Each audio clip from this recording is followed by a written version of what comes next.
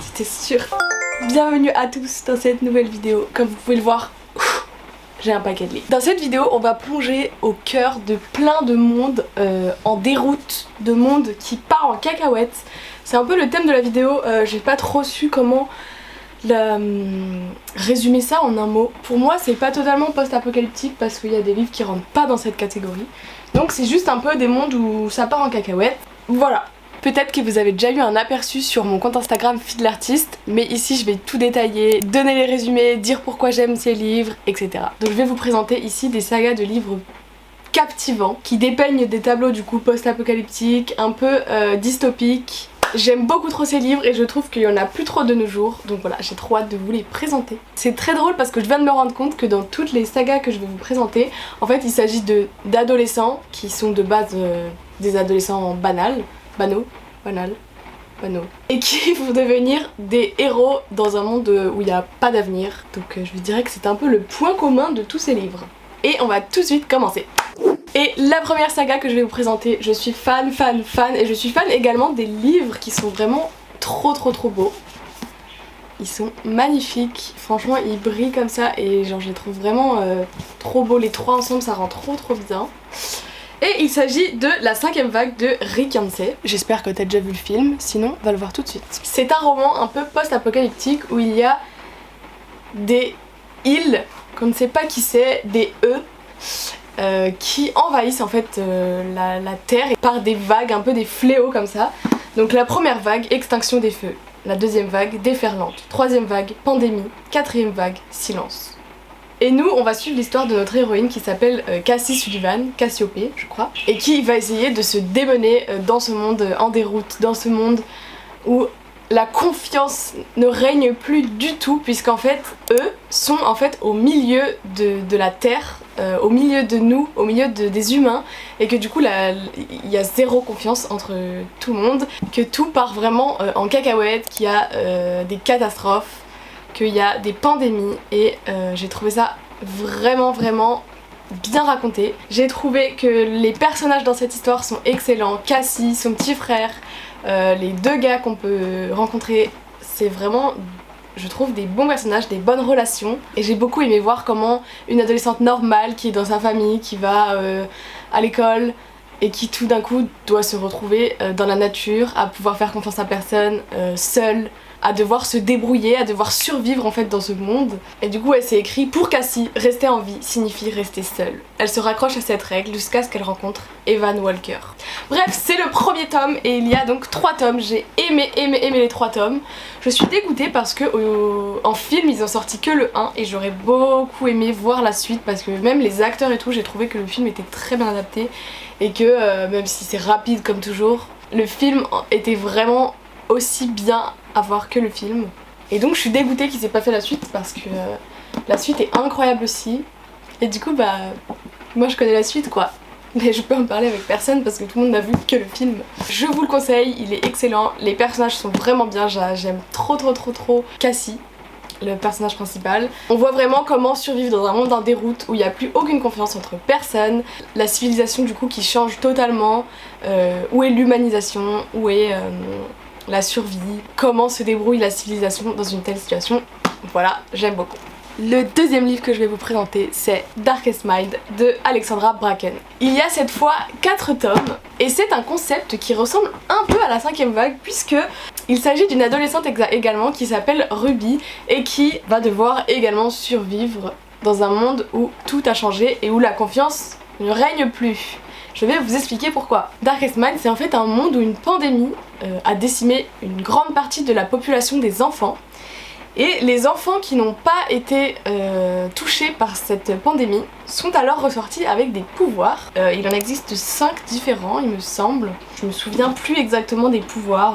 Mais en gros ce sont des pouvoirs psychiques vraiment dangereux et incontrôlables. Qui sont donc classés par couleur en fonction du danger qu'ils représentent et qui sont parqués dans des camps. Donc en fait les adultes ont décidé de mettre tous les enfants qui restaient de la population dans des camps, un peu comme des camps de travail, classés par des couleurs selon leur pouvoir et dont ils sont vraiment surveillés à la minute, ils doivent travailler, ils sont vraiment dans des conditions horribles, sans du coup aucune confiance entre les adultes et les enfants ados en fait. C'est un peu des camps de détention. Et on va suivre donc le personnage de Ruby qui va s'échapper de ce camp et qui va essayer de survivre dans ce monde hostile qui est devenu la planète Terre, pour rejoindre donc des fugitifs en quête de liberté quoi. Et on va donc voir si Ruby va arriver à s'échapper comme elle le voulait, à retrouver cette liberté ou non, à faire confiance à des adultes ou non, à faire confiance à d'autres adolescents ou non, et pourquoi. Et j'ai trouvé vraiment super.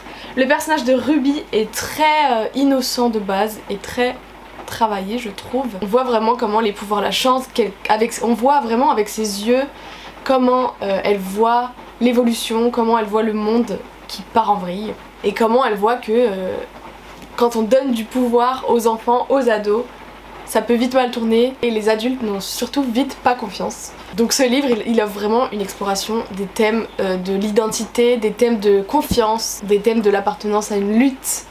Lutte contre l'oppression, lutte pour la liberté. Et voilà, j'ai beaucoup aimé les 4 tomes. Honnêtement, ça fait un moment que je les ai lus donc je me souviens plus très bien. Franchement, je me souviens plus de la fin. Également, ils ont fait comme pour la 5ème vague que le 1 au cinéma, je crois. Le 1 qui est bien fait aussi, j'ai beaucoup aimé. En fait, je crois même que j'ai vu le film avant de lire le livre. Donc j'ai vu le film et ensuite j'ai lu les 4 livres. N'hésitez pas à aller le voir, n'hésitez pas à le lire, je vous le conseille. La 3ème saga que je vais vous présenter est une saga française. Il s'agit des livres U4 qui sont écrits chacun par un auteur différent. Donc on a Corridwen de Yves Grevet, Jules de Carole Trébor, Stéphane de Vincent Villeminot et Yanis de Florence Hinkel. J'ai également un livre bonus qui sont du coup écrits par les 4 auteurs où en fait chaque chapitre est un peu un petit bonus, un personnage différent ou une suite d'un des livres. Il y a différentes formes, il y a même des bandes dessinées, voilà. Et c'est vraiment un bonus des 4 livres précédents à lire du coup à la fin. Donc comme je le disais, il s'agit de 4 romans, histoires qui se passent en France. Une France qui est bien en perdition. Ces 4 histoires sont donc indépendantes. Vous pouvez aller voir sur internet le meilleur ordre pour les lire. Moi honnêtement je me souviens plus très bien, mais je sais que j'ai beaucoup aimé l'ordre dans lequel j'ai lu et c'était vraiment du pur hasard. Donc j'ai eu de la chance. Donc si c'est pas clair, en gros il n'y a pas un ordre précis pour le lire. Les histoires se rencontrent juste mais il n'y a pas de... c'est pas de suite. Donc comme vous avez pu le deviner, chaque roman est l'histoire d'un personnage différent. Un personnage qui va devoir se battre dans un monde où beaucoup de gens ont disparu en fait. Je vous explique. Il s'agit d'un monde dévasté par un virus mortel. Donc c'est une catastrophe mondiale où seuls certains jeunes, certains adolescents, je sais plus la tranche d'âge, waouh, j'arrive pas à le dire. Je sais plus la tranche d'âge exacte, mais c'est des adolescents qui ont survécu. On va suivre donc l'histoire de ces 4 personnages, chacun à leur tour, qui essayent donc de survivre dans ce monde où le pouvoir est donné qu'aux adolescents, où on ne sait pas pourquoi ils sont là, on ne sait pas exactement qui ils restent.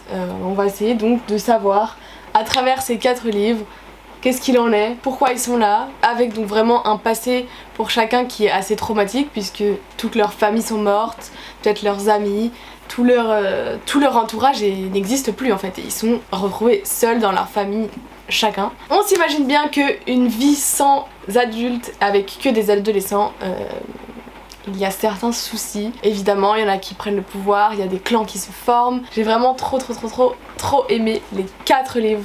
Franchement, je sais même plus lequel est mon préféré.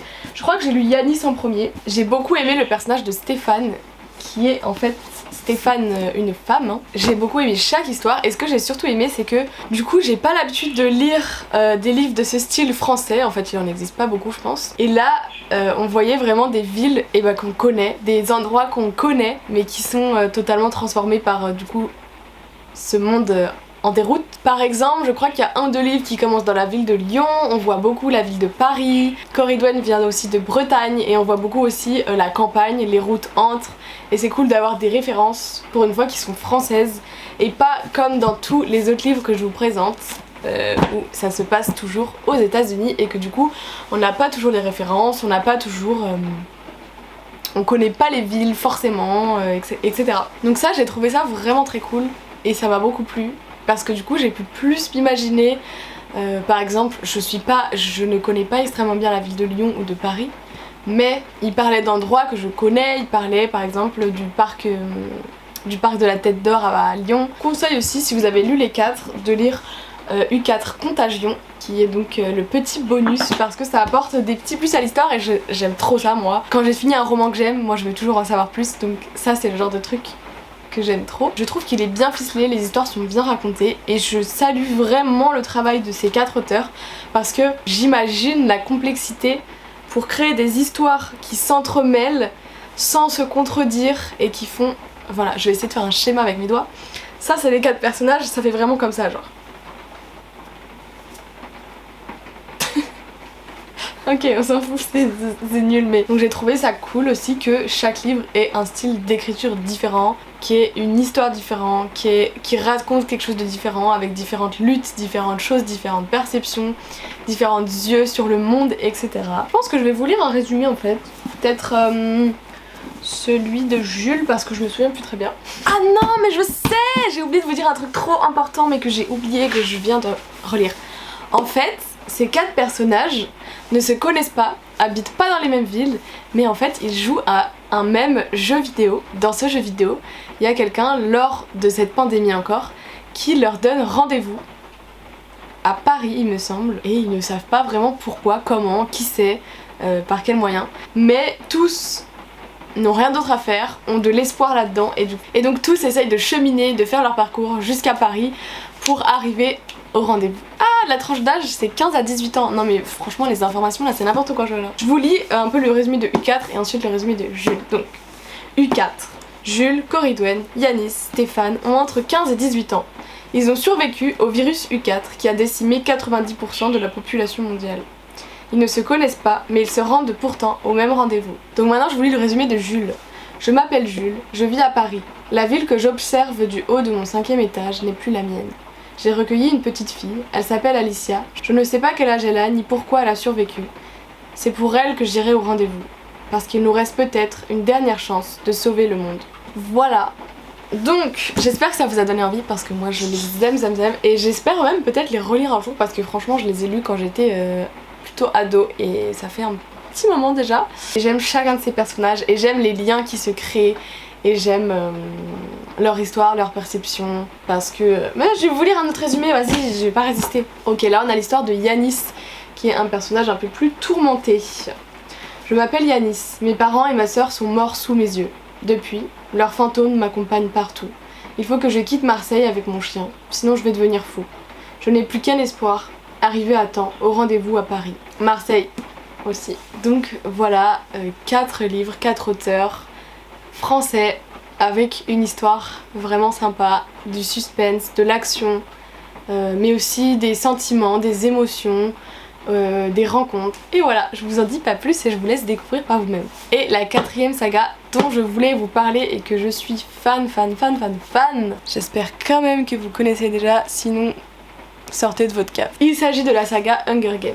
Ici je n'ai que en physique le dernier livre sur Snow, mais je vous présente l'entièreté de la saga Hunger Games. Donc il s'agit de Hunger Games de Suzanne Collins. Hunger Games nous plonge plutôt dans un monde dystopique qui se passerait dans un futur des États-Unis où il y aurait eu une énorme guerre et où la population et les régions sont maintenant partagées en districts opprimés qui sont forcés à participer à des jeux qui s'appellent donc les Hunger Games. Des jeux de survie télévisés où en fait des jeunes de chaque district sont choisis pour aller se combattre à mort dans une arène. Et on va suivre le personnage de Katniss Everdeen qui, lorsque sa sœur est tirée au sort pour aller donc dans cette arène, se porte donc volontaire à sa place.